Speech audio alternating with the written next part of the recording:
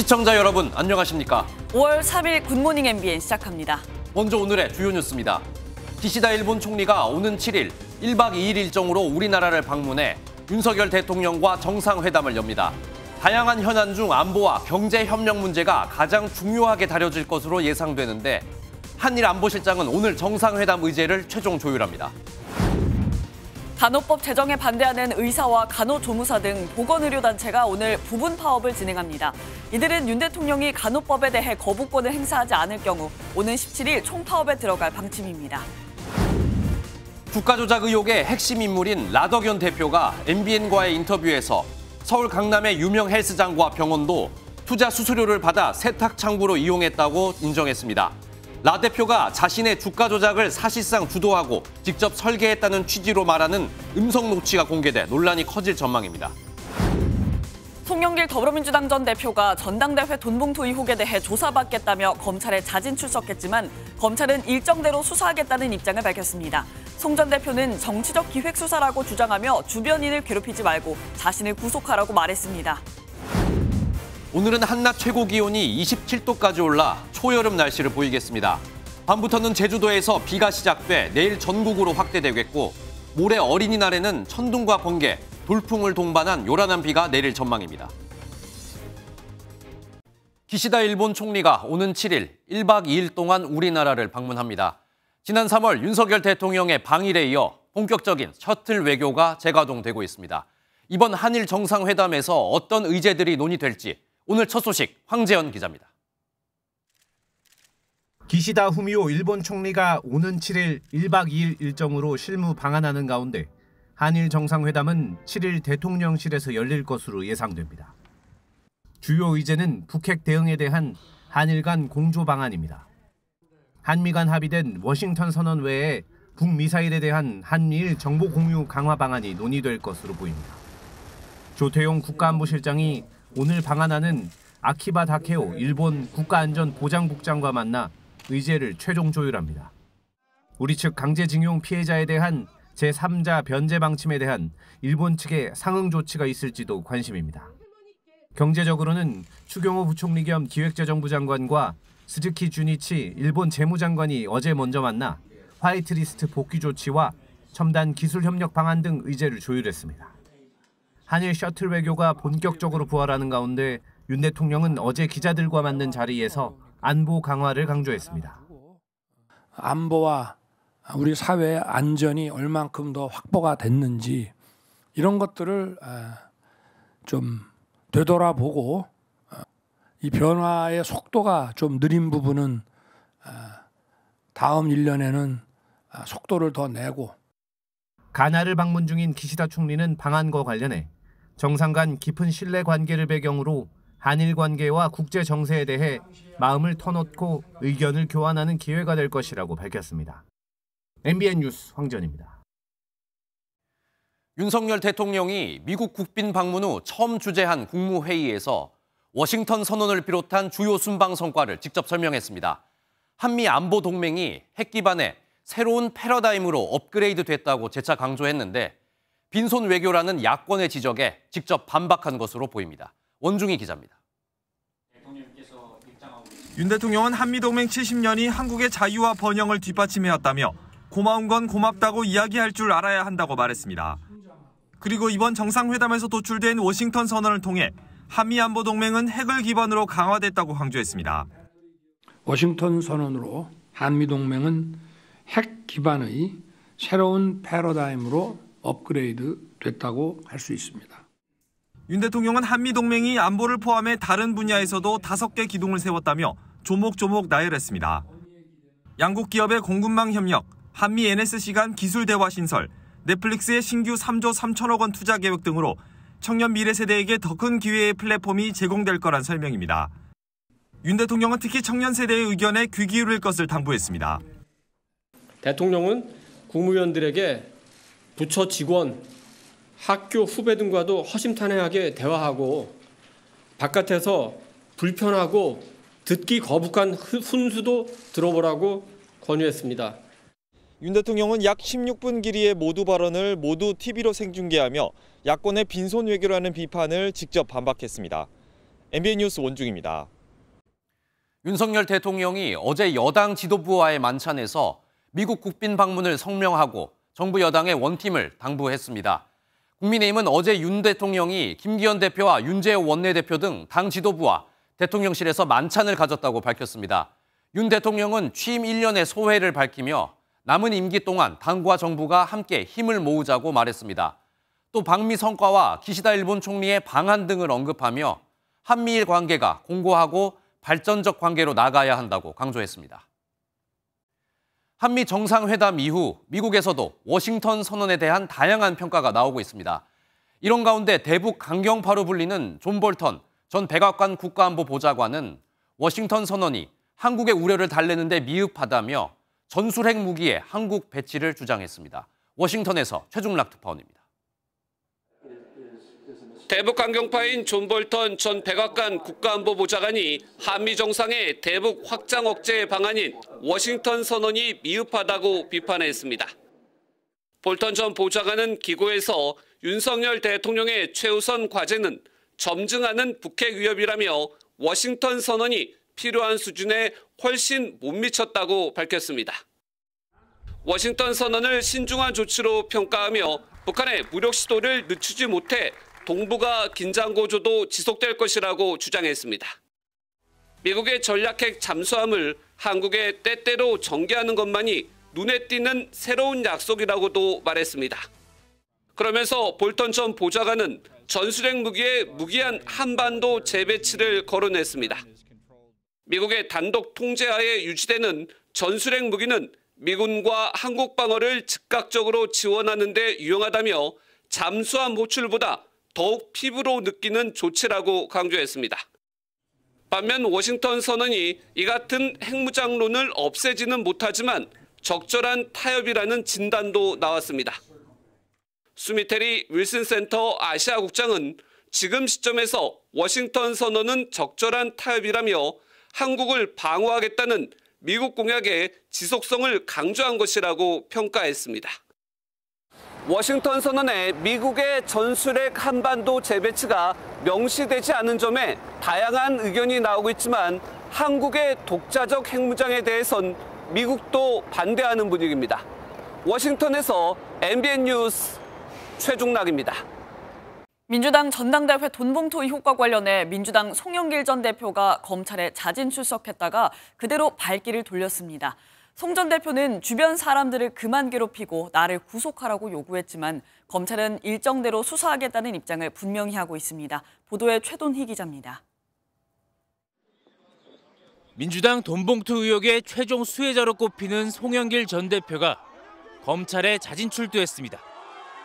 하지만 검찰은 조사 일정이 잡히지 않았다며 출입을 거부했고 조사는 불발됐습니다. 검찰청사 앞에선 송 전 대표에 대한 지지 집회와 맞불 반대 집회 참가자들이 뒤엉켜 고성이 오가는 등 매우 혼란스러웠습니다.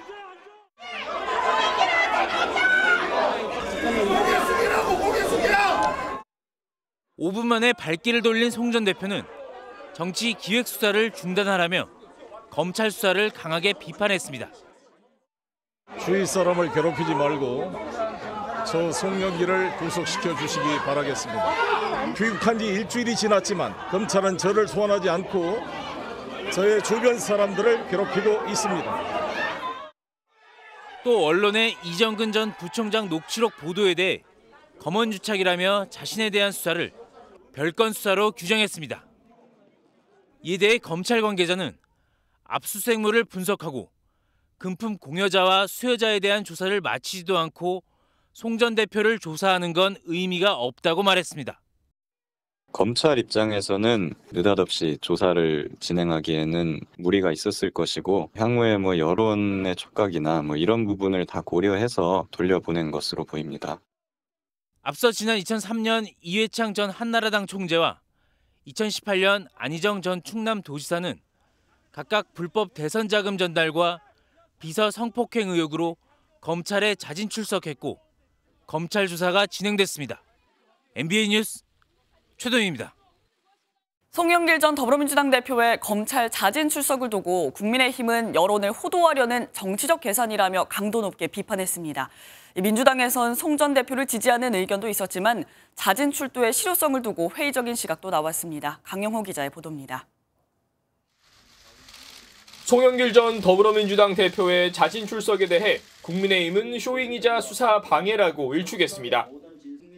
검찰 수사를 방해하고 여론을 호도하려는 고도의 정치적 계산이라는 지적입니다. 송 전 대표가 지금 할 일은 위장 탈당쇼, 꼼수 출두쇼가 아니라 돈봉투 의원들과 함께 솔직하게 모든 진상을 밝히고 국민 앞에 사죄하는 것임을 명심하시기 바랍니다. 이재명 대표를 겨냥하기도 했습니다. 검찰이 소환 통보를 하지도 않았는데 자기 마음대로 일정을 검찰에 통보해가며 황제 출석한 이재명 당대표와 닮은 꼴입니다. 민주당 분위기는 엇갈립니다. 송 전 대표와 가까운 한 민주당 의원은 MBN과의 통화에서 송 전 대표가 떳떳하니 당당하게 검찰에 출석하는 것이라며 검찰의 수사 행태를 비판했습니다. 반면 자진 출두에 의문을 표하는 시각도 만만치 않습니다. 실효성은 없어 보이고 약간 좀 어리둥절하게 느껴지지 않을까 국민들께서 생각할 때는. 아니 부르지도 않았는데 왜 가? 이런 가운데 민주당 일각에선 당이 자체 조사에 적극 나서야 한다는 주장도 여전해 이를 둘러싼 당내 갈등도 커질 수 있다는 전망이 나옵니다. MBN 뉴스 강영호입니다. 더불어민주당에는 송영길 전 대표뿐 아니라 이번 돈봉투 의혹과 관련해 실명이 거론되는 현역 의원들이 있습니다. 당 지도부가 윤관석, 이성만 의원에게 탈당을 권유한 것으로 알려졌는데요. 오늘 열릴 의원총회에서 두 의원이 어떤 결정을 내릴지 관심이 쏠리고 있습니다. 김태림 기자입니다. 박광훈 더불어민주당 원내대표는 취임 직후 첫 언론 인터뷰에서 돈봉투 사건에 대해 회피하지 말고 정면으로 맞서야 한다고 강조했습니다. 돈봉투 의혹 당사자들에 대한 조치나 진상조사 노력이 부족하다는 지적을 의식한 건데 애초 실효성을 이유로 진상조사를 하지 않겠다던 결정과 온도차가 엿보입니다.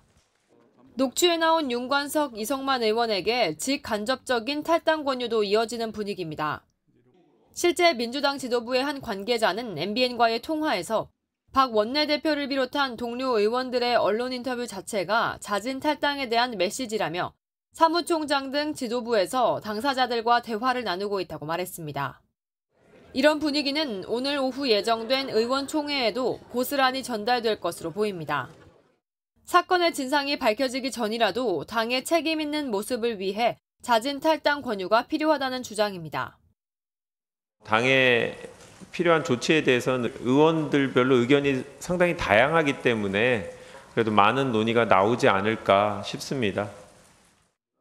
더욱이 비명계에선 공개적으로 돈봉투 의혹 연루자에 대한 출당과 제명까지 주장하는 만큼 윤관석, 이성만 두 의원이 사태 해결을 위한 결단을 내릴지 관심이 쏠립니다. MBN 뉴스 김태림입니다. 한편 국민의힘도 녹취 파일로 시끄럽습니다. 이진복 대통령실 정무수석이 태영호 의원에게 총선 공천을 거론한 녹취가 공개되면서 당무 개입 논란이 일고 있는데요. 당사자들은 사실이 아니라며 부인했는데 태영호 의원은 이번 사건으로 징계를 받을 수 있다는 전망이 나옵니다. 이병주 기자가 보도합니다. 최근 한 언론을 통해 태영호 국민의힘 최고위원이 지난 3월 자신의 보좌진에게 말한 녹취가 공개됐습니다. 정부가 일제 강제징용 문제해법으로 제3자 변제 방식을 내놓았던 시기로 대통령실 이진복 정무수석이 공천을 거론하며 한일 관계 옹호를 요청했다는 취지의 내용이 담겼습니다.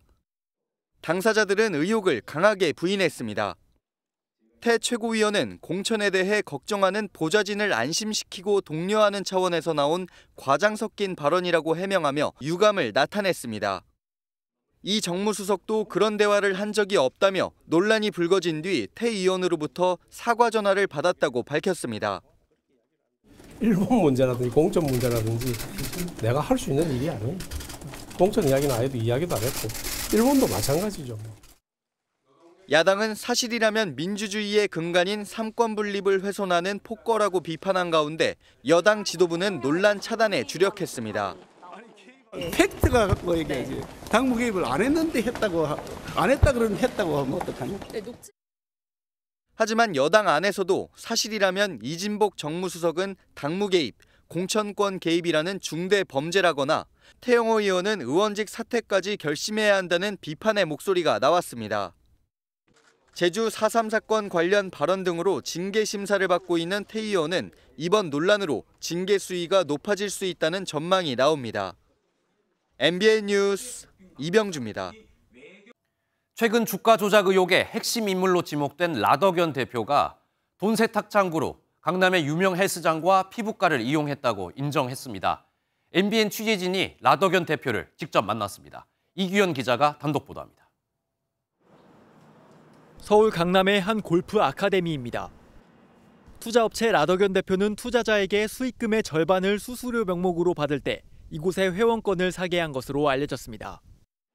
MBN 취재진과 만난 라 대표는 서울 서초동의 한 헬스장 역시 수수료 세탁 창구로 이용한 사실을 인정했습니다. 이 헬스장은 과거 방송 출연으로 인기를 얻은 유명 트레이너가 대표이사를 맡은 곳입니다. 그럼 수수료 창구로는 골프장이나 이 회원권이나 뭐 마라탕 헬스클럽도 있죠. 예.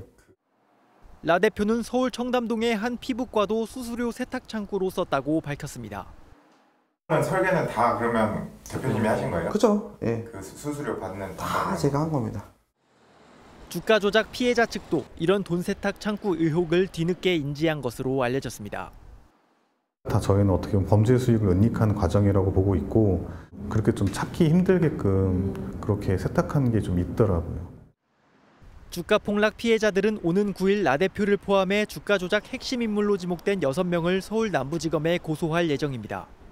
MBN 뉴스 이규현입니다. MBN 취재진에게 돈 세탁 사실을 인정한 라더견 대표는 김익래 다우키움그룹 회장을 배후 세력으로 지목하고 있습니다.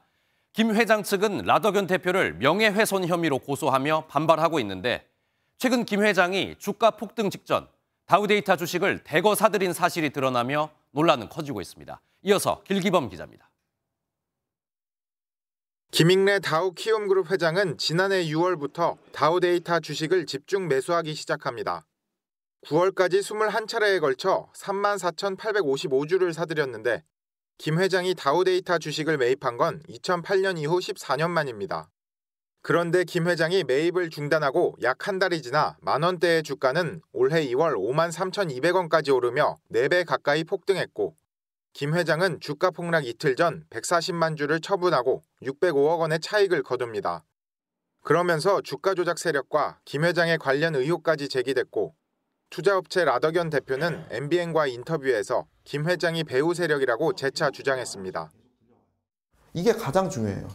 대주주의 증여 상속세. 예를 들어서 그러면 상속세가 3천억이에요. 그럼 주가가 70% 하락했으니까 이게 900억으로 줄어들게 되죠. 그러면서 김 회장에 대한 손해배상 청구 소송도 진행하겠다고 밝혔습니다. 주가 하락에 주범인 정황이 있으니 이를 조사해 주세요. 근데 이 조사 결과가 나오면은 저는 고소를 할 겁니다. 지금은 이걸 조사해 주세요라는 진정을 넣을 거고요. 이에 대해 김 회장 측은 주식 매도는 적법하게 진행됐고 관련 공시도 모두 이행됐다며 라 대표가 자신의 책임을 희석하려고 여론을 호도하고 있다고 반발했습니다. 김 회장과 키움증권은 명예훼손 혐의로 라 대표를 경찰에 고소했습니다. MBN 뉴스 길기범입니다. 주가 조작에 가담했다는 의혹을 받는 가수 임창정 씨가 과거 한 투자자 모임에서 라더견 투자자문사 대표를 종교라고 칭해 논란이 일고 있습니다. 지난해 12월 라 대표와 관련된 투자자 모임에 참석한 임 씨는 라 대표가 종교라며 치켜세운 뒤 수익을 확신하는 듯한 발언까지 한 것으로 전해졌습니다.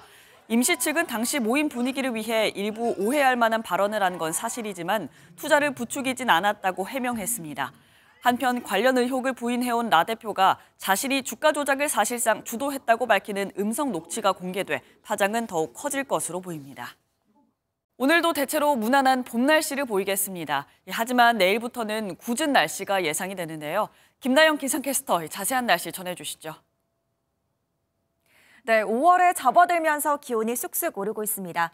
어제는 남부지방의 낮 기온이 25도를 웃돈 곳이 많았는데요. 오늘은 중부지방을 중심으로 낮더위가 나타나겠습니다. 서울은 26도까지 오르면서 어제보다 평년보다 높겠는데요. 다만 여전히 아침 저녁으로는 쌀쌀하니까요. 입고 벗기 편한 겉옷으로 체온 조절 잘해주셔야겠습니다. 대기는 여전히 건조합니다. 동쪽 지역을 중심으로 건조주의보가 이어지고 있는 만큼 불조심하셔야겠습니다. 오늘 중부지방 하늘은 대체로 맑겠지만 남부지방은 차차 흐려지겠고 오후에는 제주에, 밤에는 전남 해안에 비가 내리겠습니다. 비구름은 내일 전국으로 확대돼 토요일 오전까지 길게 이어질 텐데요. 우선 내일까지 예상되는 비의 양은 제주 산지에 최고 120mm 이상, 전남과 경남에 최고 40mm, 그 밖에 전국은 5에서 20mm가 되겠습니다. 비가 내리는 동안 대부분 해안가와 제주에는 바람이 매우 강하게 불겠고요. 특히 어린이날에는 호우특보가 내려질 정도로 강하고 많은 비가 쏟아질 것으로 예상돼 안전사고에 유의하셔야겠습니다. 날씨였습니다. 오늘 하루 중요한 일정을 소개해드리는 굿모닝 오늘입니다. 어떤 일정이 있는지 함께 살펴보겠습니다. 국회 국토교통위원회가 오늘 국토법안 심사 소위원회를 열어 전세 사기 피해 지원을 위한 특별법 제정안을 심사합니다. 합의안 일정대로 진행될 경우 법제사법위원회를 거쳐 이달 초 국회 본회의에서 법안이 처리될 것으로 보입니다. 더불어민주당이 박광온 원내대표 취임 이후 첫 의원총회를 열고 당 쇄신 방안을 마련하기 위한 사전 논의를 시작합니다. 의원총회에서는 돈봉투 의혹 관련자들의 거취 문제를 포함한 당 차원의 대응 방안도 논의될 전망입니다. 간호법과 의료법 개정안에 반대하는 의사와 간호조무사 등 전국 10,000명 이상의 보건의료단체들이 오늘 부분 파업을 진행합니다. 간호법이 재검토되지 않으면 17일 총파업도 불사하겠다는 입장인데요. 또 서울에서는 오후 5시 30분 국회의사당 앞에서 규탄대회도 열립니다. 간호법 제정안에 반발하고 있는 의사와 간호조무사들이 오늘부터 병원 진료 시간을 줄이거나 문을 닫는 등 본격적인 집단 행동에 나섭니다. 17일 총파업을 예고한 가운데 전공의들까지 파업에 동참하겠다며 정부를 압박했습니다. 보도에 강세연 기자입니다. 간호법 제정안 국회 통과에 반발해 무기한 단식 농성에 들어간 이필수 대한의사협회장. 이제 의사와 간호조무사 등 13개 의료연대가 본격적으로 집단행동에 나섭니다. 오늘과 오늘 11일 두 차례에 걸쳐 연거와 단축 진료로 투쟁에 나선다는 계획인데 오늘 투쟁은 간호조무사협회 회원 10,000여 명이 참여할 예정입니다. 전국에서 이루어지는 규탄대회로서 의사, 간호조무사 등 관련된 직역들이 다 함께 규탄대회에 참여할 예정입니다. 파업 등 단체 행동에 관한 의사협회 설문조사에서 찬성률이 83% 이상으로 나타났습니다. 집단 행동에도 불구하고 대통령 거부권 등 간호법 재논의 요구가 수용되지 않으면 오늘 17일 총파업 투쟁을 불사하겠다고 밝혔습니다. 파업 시 대학병원에 심각한 지장을 초래하는 전공의들도 동참을 선언했습니다. 의사면허 취소법은 사실상 의사파업 방지법입니다. 의료대란은 저희도 원하지 않으면서 협의를 희망하고 있습니다. 윤석열 대통령의 법안 거부권 행사 여부는 오늘 9일이나 16일 국무회의에서 결정될 가능성이 높습니다. 제2요구권을 행사할 것인지 하는 것에 대해서는 여론 수렴도 좀 신중하게 더 하고 그런 후에 대통령께 건의할 것인지를 결정하도록. 이런 가운데 보건복지부는 긴급상황 점검회의를 열고 보건의료인에게 휴진을 자제해달라고 강력히 요청했습니다. MBN 뉴스 강세현입니다. 지난달 파행됐던 최저임금위원회 전원회의가 어제 다시 열렸습니다. 최저임금 10,000원 시대가 열릴지 주목되는데요. 노동계는 12,000원을 인상을 요구하고 또 경영계는 방어하고 있어 합의에는 상당한 진통이 따를 것으로 보입니다. 김민수 기자의 보도입니다. 중소기업 대표 A씨는 최저임금 10,000원을 심리적 마지노선으로 보고 있습니다. 인건비까지 반영해 납품 단가를 맞추고 있는데 12,000원 인상안은 감당하기 어려운 수준이라고 말합니다. 저희는 당장은 힘들다고 봐야 되죠. 저희들이 부품 가격은 정해져 있는데 고객사에서 갑자기 한 25% 올려달라 그러면. 이런 가운데 최저임금위원회 전원회의가 어제 정부 세종청사에서 열렸습니다. 이 자리에 참석한 근로자 위원들은 내년도 최저임금이 12,000원은 돼야 한다며 기존의 주장을 재차 강조했습니다. 지금의 저성장 국면에서 물가 폭등까지 더해지며 노동자의 실질 임금은 급락했습니다. 쓸 돈도 없는데 내수 활성화를 주장하는 것은 어불성설입니다. 경영자 측은 최저임금 동결조차 쉽지 않다면서 최저임금 인상안에 선을 그었습니다. 업종별 차등 적용도 논의해야 한다고 주장했습니다. 내년도 최저임금 인상과 관련해 사용자위원회이 처음 내놓은 입장입니다. 우리나라 최저임금 수준은 중위임금 62.2%, 세계적으로도 매우 높은 수준에 있습니다. 코로나라고 하는 어려운 상황 속에서도 최저임금은 지속적으로 인상이 되어 왔고, 지난달 첫 회의가 파행된 원인이었던 권순원 공익위원 사퇴 문제도 이번에 또다시 제기됐습니다.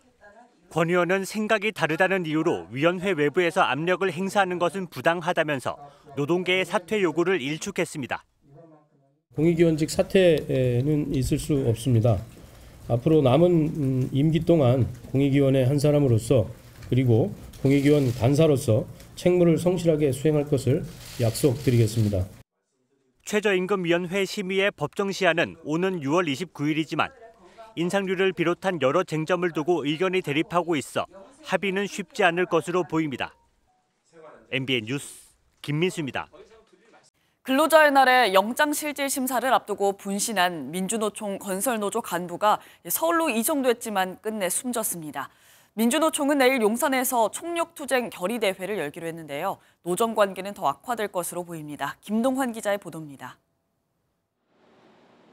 헬기를 통해 급히 서울로 이송된 건설노조 강원지부 간부 양모 씨는 의식을 잃었다 회복하기를 반복했지만 수술이 불가능한 사실상 소생이 어려운 상태였습니다.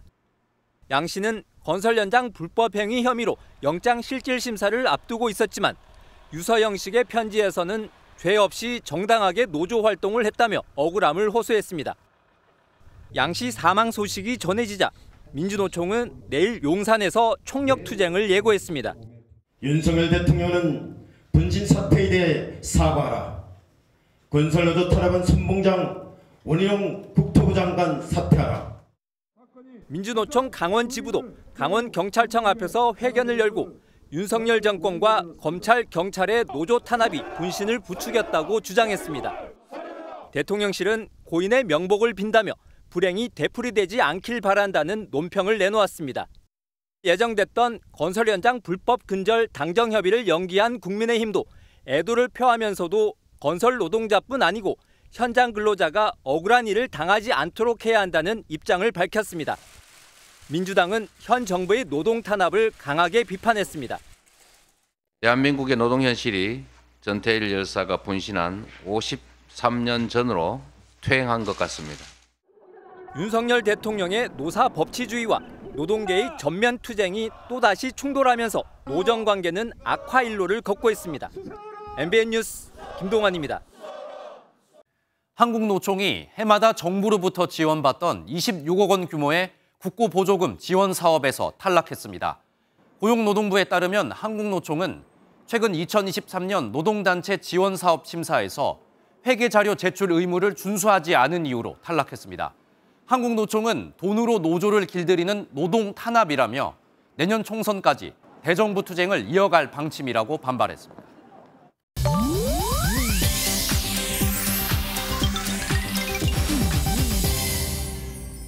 인터넷에 화제가 되는 소식들을 모아 전해드리는 인터넷 와글와글입니다. 패션계에서 가장 유명한 행사 중 하나로 꼽히는 뉴욕 매트갈라에 블랙핑크의 제니, 배우 송혜교, 모델 최소라 등 K-팝, K-드라마 스타들이 등장해 전 세계에 이목을 끌었습니다. 올해 매트갈라 테마는 지난 2019년 작고한 패션 디자이너 칼 라거펠트를 기리는 자리였는데요. 제니는 라거펠트의 1990년 컬렉션 의상을 재해석한 흑백 스타일의 드레스를, 또 라거펠트가 책임 디자이너였던 브랜드의 앰버서더 송혜교 씨는 우아한 드레스를 선보였습니다. 최소라 씨는 생전 라거펠트의 옷차림을 연상케 하는 정장에 코트를 드레스처럼 휘감듯 둘러 시선이 집중됐는데요. 이 밖에도 고양이 탈을 쓴 헐리우드 배우의 언더웨어만 입은 유명 래퍼, 장미로 뒤덮인 흰색 드레스까지 시선을 사로잡는 다양한 패션들이 등장했다고 하네요. 중국에선 배우 마동석 씨가 인기입니다. 중국 누리꾼들이 각종 SNS 프로필 사진을 배우 마동석 씨로 바꾸고 있는 건데요. 외신에 따르면 한 온라인 쇼핑몰을 이용한 누리꾼이 사진을 마동석 씨로 교체하자 몇 분 만에 불친절한 문제를 해결했다고 전하면서 유행이 시작된 것으로 보인다고 합니다. 특히 중국의 한 유명인이 마동석 씨 사진으로 프로필을 바꿨다는 소식이 알려지면서 관심이 폭발했고 관련 게시물의 조회수는 2억 5천만 회를 넘어섰다고 하는데요. 이후 프로필 사진을 바꾼 뒤 도난당한 스쿠터가 돌아왔다는 등의 경험담도 나오고 있다고 합니다. 이에 대해 외신은 영화에 나온 마동석 씨의 듬직한 이미지를 이용해 불편한 민원을 해결하기 위한 것으로 해석했다네요. 영국 왕위 계승 서열 3위인 샬럿 공주의 8살 생일 사진이 공개됐습니다. 영국 왕실이 공개한 사진에는 파란색, 분홍색 꽃무늬가 그려진 흰색 프릴 드레스를 입은 샬럿 공주가 앞니 유치가 빠진 이를 드러내며 개구쟁이처럼 환하게 웃고 있는 모습이 보입니다. 지난 주말 윈저성에서 케이트 미들턴 왕세자비가 직접 찍은 사진인데요. 2015년 5월 2일 윌리엄 왕세자와 케이트 왕세자비 사이에서 태어난 둘째 샬럿 공주. 영국 누리꾼들은 아기였던 샬럿 공주가 어느새 훌쩍 자라 벌써 8살 생일을 맞이했다는 소식에 반가움과 놀라움을 금치 못했다고 하네요. 인터넷 와글와글이었습니다. 서울 강서구의 한 오피스텔에서 70대 건물 관리인이 승강기에 갇힌 주민을 구조하려다 추락해 숨지는 안타까운 사고가 있었습니다. 경기 광주시의 한 자동차 부품 제조 공장에서는 큰 불이 나 4시간 만에 꺼졌습니다. 사건 사고 소식 김순철 기자입니다. 소방대원들이 승강기 통로 바닥에 쓰러진 남성을 발견합니다. 서울 강서구의 한 오피스텔에서 사고가 난 건 어제 오후 7시 45분쯤. 주민을 태운 승강기가 10층과 11층 사이에서 멈췄다는 신고를 받은 70대 건물 관리인 A씨가 나섰던 상황이었습니다. 이 관리인은 주민을 구조한 뒤 나뭇짐까지 꺼내려다 발을 헛디뎌 승강기 틈새에 빠진 것으로 조사됐습니다. 지하 5층으로 떨어진 A씨는 안타깝게도 숨졌습니다. 경찰은 목격자 등을 상대로 정확한 사고 경위를 파악하고 있습니다. 공장 건물이 불에 타 뼈대만 앙상하게 남았습니다. 어제 오후 5시쯤 경기 광주시의 한 자동차 부품 제조 공장에서 큰 불이 났습니다. 대응 1단계를 발령한 소방당국은 약 50분 만에 큰 불길을 잡았는데 다행히 인명피해는 없었습니다. 건물 밖으로 검은 연기가 연신 피어오르고 주민들이 소방대원의 부축을 받으며 대피합니다. 어젯밤 11시 20분쯤 서울 종로구의 근린생활시설 주물 작업장에서 불이 나 2시간 만에 모두 꺼졌습니다. 이 불로 주민 5명이 대피했고 소방서 추산 약 5천만 원의 재산 피해가 났습니다. MBN 뉴스 김순철입니다. 부부싸움을 하다 아내를 살해하고 극단적 선택을 시도한 남편이 경찰에 붙잡혔습니다.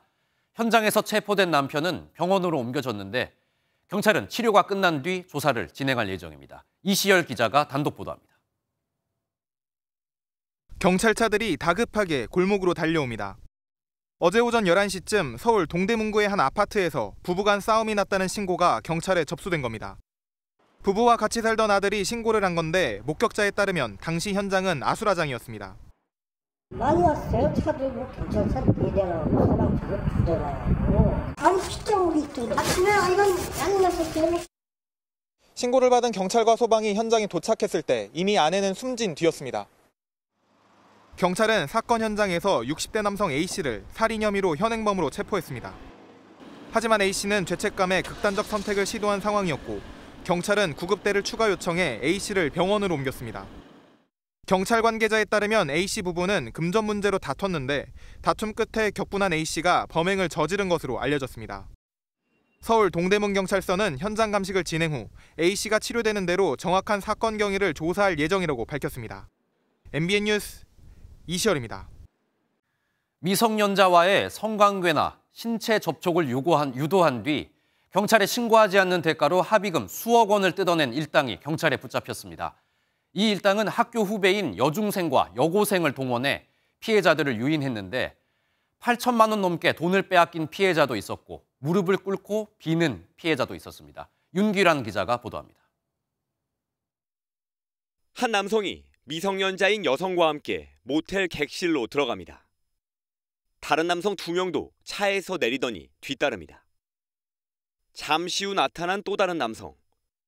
앞서 들어간 3명의 남성을 모텔 밖으로 나오라고 하는데 불려 나온 남성들이 휴대전화로 어디론가 돈을 이체합니다. 피의자가 남성들과 모텔로 들어간 미성년자의 오빠라고 속이고선 경찰에 신고하지 않는 대가로 합의금을 뜯어내는 모습입니다. 모텔 객실로 들어간 남성 3명 중 2명은 피해자가 눈치채지 못하게 하려고 함께 술을 마시는 역할을 한 바람잡이였습니다. 또 다른 모텔에선 같은 수법에 당한 다른 피해자가 피의자에게 무릎 꿇고 용서를 빌며 합의금을 보내는 장면도 포착됐습니다. 전국의 모텔 곳곳에서 후배인 여중생과 여고생 등 미성년자를 동원해 성관계나 신체 접촉을 유도하고 피해자에게 합의금을 뜯어낸 일당이 경찰에 붙잡혔습니다.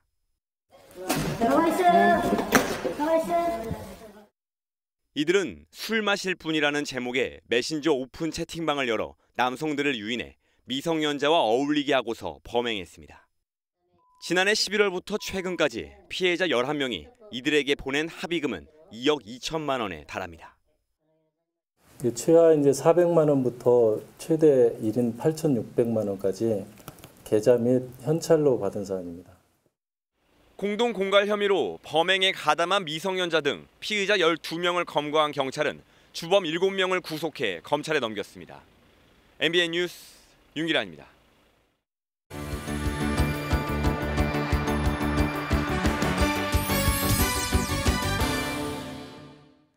굿모닝 월드입니다.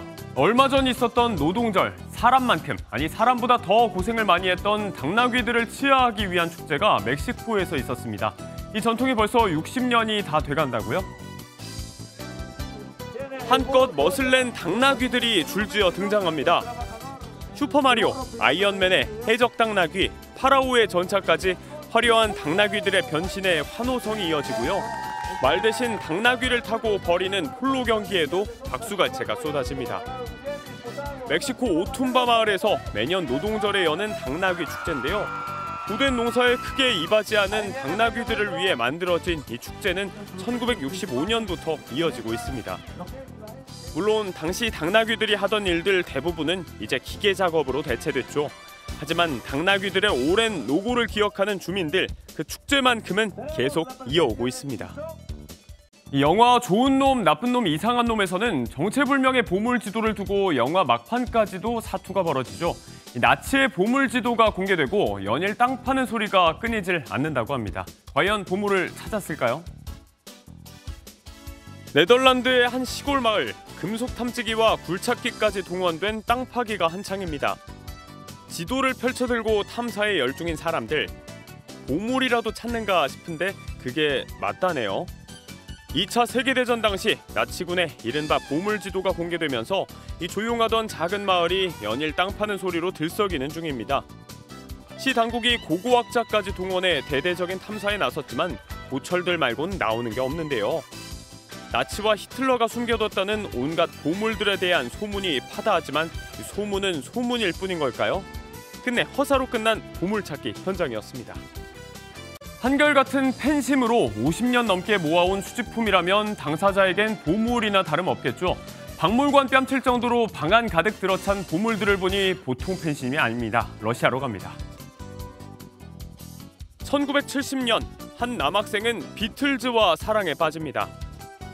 세월이 흘러 머리가 희끗해진 그의 공간은 이제 비틀즈의 모든 것으로 가득 찼는데요. 벽을 가득 메운 사진과 포스터, 음반들은 비틀즈의 역사 그 자체입니다.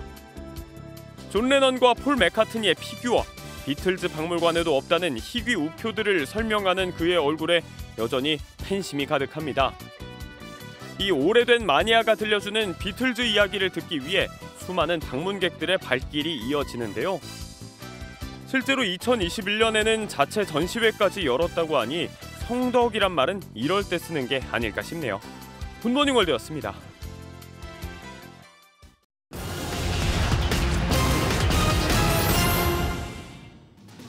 우리 일상에서 10만 원짜리 수표가 빠르게 사라지고 있는 것으로 나타났습니다. 10만 원권 자기압 수표 이용 건수는 하루 평균 11만 건으로 지난해와 비교했을 때 21.6% 줄었습니다. 일평균 이용 금액 역시 같은 기간 140억 원에서 110억 원으로 줄었는데 5만 원짜리 지폐 사용이 늘고 신용카드와 모바일 결제가 보편화된 것이 이유로 꼽힙니다. 다가오는 어버이날, 부모님께 드릴 선물 1위는 바로 용돈이었습니다. 20에서 60대 성인 1000명을 대상으로 한 설문조사 결과 응답자의 62.2%가 용돈을 1위로 선택했습니다. 건강기능식품과 의류가 뒤를 이었는데 어버이날 선물 예산은 평균 33만 6천 원이었습니다. 정부가 전세 사기 특별법의 적용 대상 범위를 확대하는 수정안을 발표했습니다. 주택의 면적 기준을 없애고 보증금도 최대 4억 5천만 원으로 높였습니다. 또 보증금 전체와 일부를 변제받지 못한 경우, 그리고 경매 전 임대인이 파산하는 경우도 피해 인정 조건에 포함됐습니다. 굿모닝 경제였습니다. 용산 어린이공원이 약 2만 평의 잔디공원을 비롯해 카페, 도서관 등 편의시설이 들어서며 새 단장을 마쳤습니다. 내일 정식 개장하기에 앞서 언론에 사전 공개됐는데요. 대통령실 참모들과 기자들을 위해 마련된 오찬에 윤 대통령이 깜짝 등장하기도 했습니다. 신재우 기자입니다. 2만 평 규모의 녹지잔디 공원 위로 대통령실 청사가 보입니다. 공원 한켠엔 버스킹을 할 수 있는 무대도 설치됐고 상설 정시관에선 미디어 아트도 전시하고 있습니다. 미군 숙소로 이용됐던 공간은 홍보관과 시민도서관으로 탈바꿈했습니다. 언덕 가장 높은 곳까지 올라오면 공원은 물론 용산 도심 전체를 조망할 수 있고 그 반대편으론 대통령실 청사를 아주 가까이서 볼 수 있습니다. 내일 정식 개장을 앞둔 용산 어린이정원은 미국 반환부지 90만 평 규모의 용산공원을 만들기에 앞서 대통령실 앞 9만 평을 어린이를 위한 공간으로 먼저 조성한 겁니다. 사전 공개 행사 직후 대통령실 참모들과 기자단을 위해 마련된 오찬엔 윤석열 대통령이 깜짝 등장하기도 했습니다. 윤 대통령이 대통령실 기자단을 다시 만난 건 지난해 11월 출근길 문답 중단 이후 6개월 만입니다. 여러분들하고 좀 자주 처음에는 취임하고 매일 봤잖아요, 그죠? 근데 안 보니까 좀 섭섭하죠. 근데 나는 살이 찌더라고. 윤 대통령은 취임 후 1주년 기자간담회 개최 여부를 고민하고 있다면서도 자화자찬의 행사는 하지 않을 것이라고 덧붙였습니다. MBN 뉴스 신재우입니다. 마스크 착용 의무가 해제되면서 일상 대부분은 코로나 이전으로 돌아갔죠. 세계보건기구 WHO가 조만간 코로나 비상사태를 풀지 논의하는데 결과에 따라 우리나라도 격리 기간을 5일로 줄일 가능성이 높습니다. 최희지 기자입니다. 병원을 찾은 환자들이 모두 마스크를 쓰고 있습니다. 약국에서도 마찬가지입니다. 평소에는 이제 저도 벗고 다니는데요. 근데 이제 병원에 가는 날에는 그 마스크를 챙겨 가야 된다는 게 상당히 불편하긴 합니다. 실내외 대부분의 장소에서 마스크를 벗으면서 일상을 회복한 모습이지만 병원과 약국에서는 여전히 마스크를 써야 합니다. 이와 더불어 확진자 7일 격리와 임시 선별검사소가 코로나19의 마지막 방역 조치로 남아 있습니다. 현지 시각으로 4일 WHO는 코로나 비상사태 해제 여부를 결정하는데 해제될 경우 국내 방역 조치도 달라질 예정입니다. 먼저 위기 단계 대응 수준이 심각에서 경계로 한 단계 내려가면서 확진자 격리 의무가 현행 7일에서 5일로 줄어듭니다. 지금 지속적으로 10,000명 이상 나오긴 하지만 어떤 치명률이나 그런 거는 안정적으로 유지가 되고 있습니다. 감염의 위험은 대부분 5일이나 7일이나 크게 차이가 없고. 지역별로 설치된 임시 선별 검사소는 문을 닫고 중앙재난안전대책본부 가동도 중단합니다. 이후 안정세가 지속되면 정부는 7월경 마스크 착용 의무도 전면 해제한다는 계획입니다. 국내의 방역 상황 그리고 국내의 대응 역량은 전 세계의 상황하고는 좀 다를 수가 있습니다. 국내의 대응 역량을 고려해서 별도로 위기 단계를 조정하는 것도. WHO는 2020년 1월 비상사태를 선언했고 3년 넘게 비상사태를 유지해왔습니다. MBN 뉴스 최희지입니다. 20날 가까이 이어진 수단 무력 충돌이 분수령을 맞을 전망입니다. 사실상의 내란을 벌인 양 군벌이 7일간의 휴전하고 또 첫 평화회담 대표를 파견하기로 합의한 건데요. 다만 임시 휴전 합의에도 교전이 지속됐던 탓에 앞으로의 중재 과정을 더 지켜보긴 해야 합니다. 보도에 고정수 기자입니다. 수단 정부군과 신속지원군의 분쟁을 중재하는 남수단 외무부는 양측이 현지 시간 4일부터 7일간의 휴전에 원칙적으로 합의했다고 밝혔습니다. 양측은 평화회담 대표 파견에도 동의하며 무력 충돌 이후 처음으로 평화회담 개최도 준비합니다. 추후 선택할 장소는 사우디아라비아가 검토되고 있습니다. 악화하는 생활 여건과 늘어나는 피난민에 대한 국제사회의 우려가 반영된 결과로 보입니다. At least 334,000 people have been internally displaced within Sudan as a result of the fighting. 유엔은 무력 충돌 후 최근 2주간의 수단 피난민 수가 지난해 수단 전체 난민 규모를 넘어섰다고 발표했습니다. 국경을 넘어 탈출한 피난민은 10만 명 이상으로 집계했습니다. 내부 구호 물품 지원에 필요한 원조 금액은 2조 원가량이 부족한 실정입니다. 그동안 유명무실했던 휴전 속에 사망자는 500명 이상, 부상자는 4천여 명으로 추산됩니다. MBN 뉴스 고정수입니다. 5월에 접어들면서 기온이 쑥쑥 오르고 있습니다. 어제는 남부지방의 낮 기온이 25도를 웃돈 곳이 많았는데요. 오늘은 중부지방을 중심으로 낮더위가 나타나겠습니다. 서울은 26도까지 오르면서 어제보다 또 평년보다 높겠는데요. 다만 여전히 아침 저녁으로는 쌀쌀하니까요. 입고 벗기 편한 겉옷으로 체온 조절 잘해주셔야겠습니다. 대기는 여전히 건조합니다. 동쪽 지역을 중심으로 건조주의보가 이어지고 있는 만큼 불조심하셔야겠습니다. 오늘 중부지방 하늘은 대체로 맑겠지만 남부지방은 차차 흐려지겠고 오후에는 제주에, 밤에는 전남 해안에 비가 내리겠습니다. 비구름은 내일 전국으로 확대돼 토요일 오전까지 길게 이어질 텐데요. 우선 내일까지 예상되는 비의 양은 제주 산지에 최고 120mm 이상, 전남과 경남에 최고 40mm, 그 밖에 전국은 5에서 20mm가 되겠습니다. 비가 내리는 동안 대부분 해안가와 제주에는 바람이 매우 강하게 불겠고요. 특히 어린이날에는 호우특보가 내려질 정도로 강하고 많은 비가 쏟아질 것으로 예상돼 안전사고에 유의하셔야겠습니다. 이 시각 현재 기온 보겠습니다.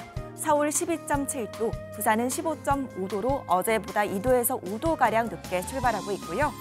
낮 기온은 춘천과 대전 26도, 부산은 21도로 남부지방은 어제보다 조금 낮겠습니다. 비가 내리면서 기온은 점차 낮아져 금요일부터는 낮더위가 누그러지겠습니다. 날씨였습니다.